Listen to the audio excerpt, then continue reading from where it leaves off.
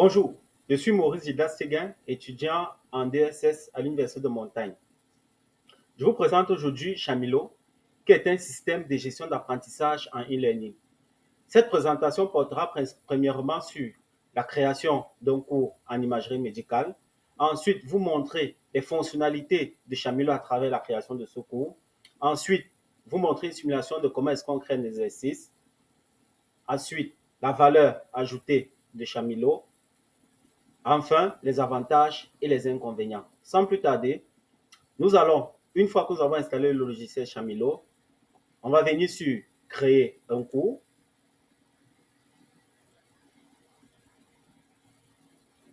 Une fois qu'on a cliqué sur créer le cours, on mettra le nom du cours, par exemple radioanatomie. On va cliquer sur paramètres avancés. Catégorie de cours, on choisira une catégorie pour le cours.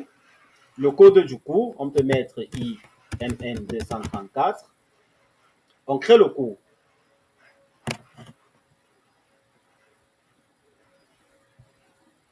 Après avoir créé le cours, vous verrez donc de manière plus explicite les différentes fonctionnalités de Chamilo à travers la création de ce cours.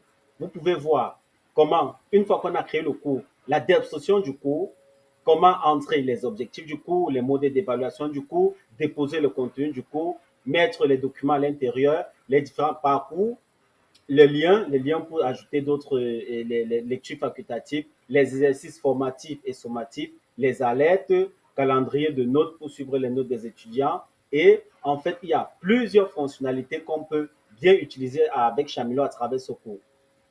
Allons sur description du cours. Au niveau de description du cours, on peut ajouter description du cours. Une fois que je clique sur description du cours, puisqu'il s'agit du cours de radioanatomie qui est vaste, je peux par exemple dire radioanatomie du crâne. Et au niveau du contenu, je peux ajouter une page blanche ou alors je peux mettre une image, un lien, une vidéo, une musique et ainsi de suite. Donc, je vais par exemple mettre au niveau du contenu crâne, je peux soit copier-coller, je clique sur enregistrer.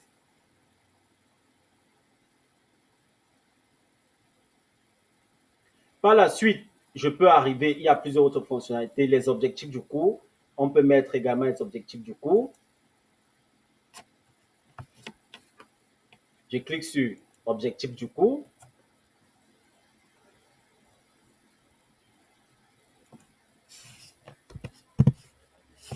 Objectif du cours. Je peux mettre définir crâne, par exemple. Ou alors, comme précédemment, je peux choisir d'ajouter plusieurs autres choses.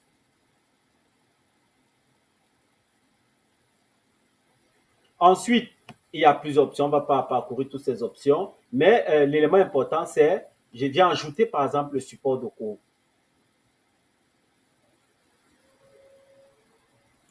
Je mets support de cours. Et là, je viens, par exemple, je peux prendre un fichier. Je vais essayer donc de venir sur cette page. CTRL A, CTRL C. Et puis, je viens peut-être copier le support de cours. Donc, vous voyez, le support de cours a été copié. Les étudiants peuvent avoir accès. Je clique sur enregistrer.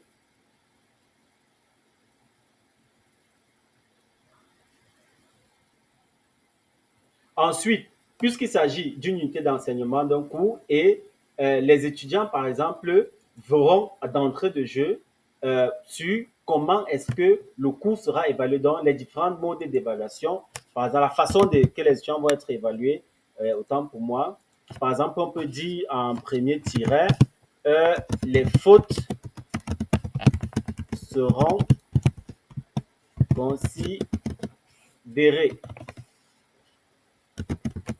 Par exemple, et ainsi de suite. Je peux soit copier le texte ailleurs ou téléverser.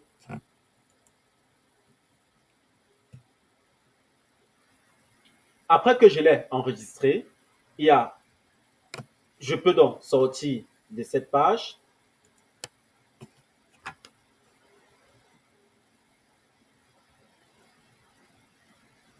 radioanatomie.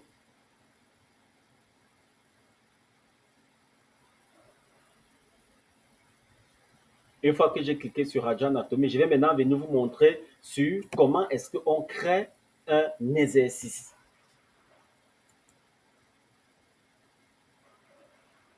Je clique sur exercice, je clique sur nouveau test.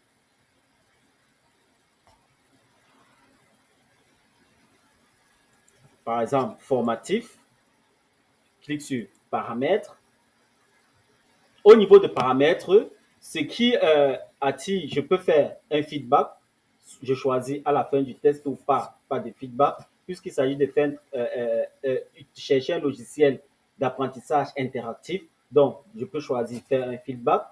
Et la partie exercice permet à la fois de créer l'exercice formatif et sommatif. Donc, je viendrai ici, si par exemple c'est un exercice formatif, sommatif, autant pour moi, je vais cliquer sur activer une date de début et utiliser une date de fin. Et si je voudrais que ce soit pas un exercice ou un examen, je peux décider de ne pas cocher, sachant que les étudiants peuvent accéder à l'exercice en leur heure étant voulu.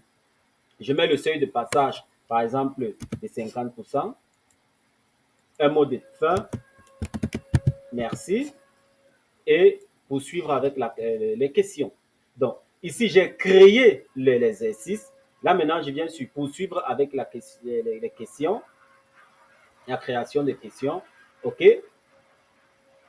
Une fois que j'ai cliqué sur poursuivre avec la création des questions, Chamilo propose plusieurs types ou plusieurs modes d'évaluation de choix d'exercice. Je peux choisir les questions uniques, questions à réponse à choix multiples. Je peux choisir, par exemple, multiples, vrai ou faux, degré de certitude. En fait, il y a plusieurs options qui s'offrent à moi. Prenons par exemple la première option. Une fois que j'ai cliqué sur, je peux peut-être mettre question nombre d'os, par exemple, le nombre d'os du corps, 206. Directement, je mets un commentaire, par exemple, vrai, ou je peux mettre faux, ou je peux mettre un feedback directement lorsque l'étudiant va cocher, et puis il aura une réponse. Je peux mettre faux, faux,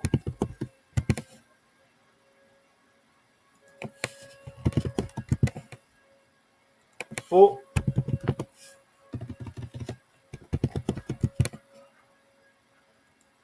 Je clique sur ajouter au test. Donc, c'est-à-dire, j'ajoute la question au test que j'ai créé.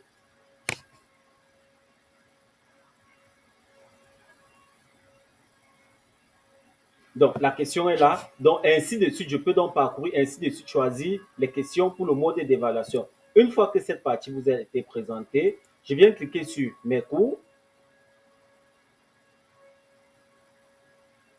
radioanatomie.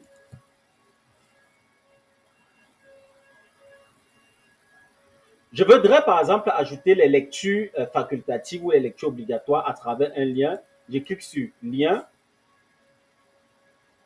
juste faire une démonstration. Par exemple, je copie le lien, je viens cliquer sur ajouter un lien. Je colle le lien, le nom du lien, je peux mettre radioanatomie. Je mets une description, je peux choisir une catégorie, je peux mettre cible, bref, je peux ajouter plusieurs autres choses. C'est facultatif, je clique sur enregistrer.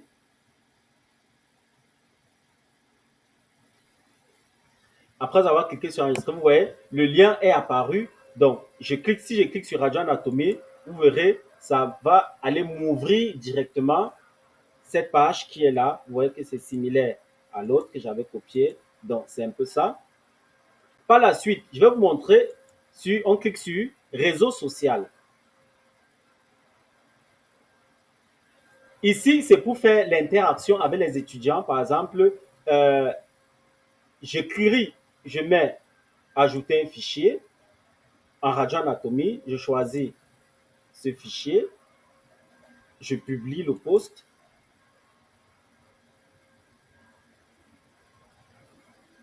Cette fonctionnalité qu'a Chamilo permet aux étudiants de travailler de commun accord ou faire les travaux de groupe ou en classe ou en ligne avec l'enseignant pour pouvoir faire un commentaire. Donc ici, il s'agit de déposer quelque chose, une image ou un texte sur le mur. Une fois que tout cela vous a été présenté, nous allons donc dire que la valeur ajoutée que Chamilo a, c'est de permettre aux étudiants qu'ils peuvent collaborer sur la même image en ajoutant des commentaires comme vous venez de voir précédemment. On peut également dire comme avantage qu'a Chamilo, c'est que c'est un logiciel gratuit, euh, un logiciel qui est à la fois peut être utilisé en enseignement à distance ou en présentiel, donc on parlera d'enseignement, de type d'enseignement hybride. Et comme inconvénient que nous avons avec Chamilo, c'est qu'il nécessite une connexion Internet obligatoire et en plus une connexion Internet assez stable. Et aussi, le suivi des étudiants n'est pas, comment dire, n'est pas, le suivi des étudiants est limité à notre niveau. Donc, l'autre possibilité qu'a Chamilo, c'est qu'une fois que l'enseignant crée le cours, on peut avoir la vue enseignant et la vue étudiant. Donc, on vient cliquer ici sur passer en vue apprenant.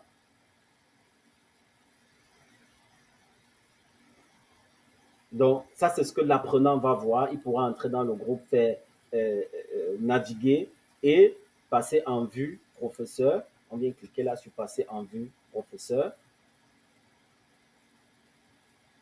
Donc, les vues sont différentes.